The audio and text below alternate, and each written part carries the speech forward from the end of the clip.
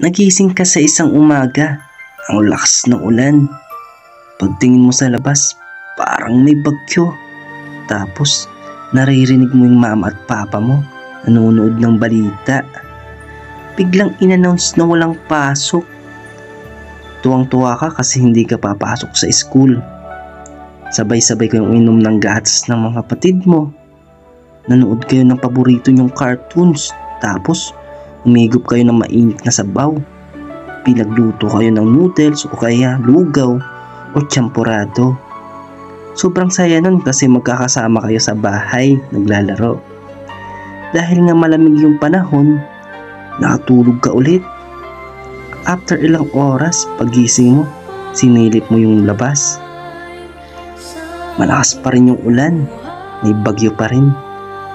Dali-dali kang nag-asikaso kasi papasok ka na sa trabaho. 20 years na pala yung nakakalipas. Alaala na lang pala yung lahat.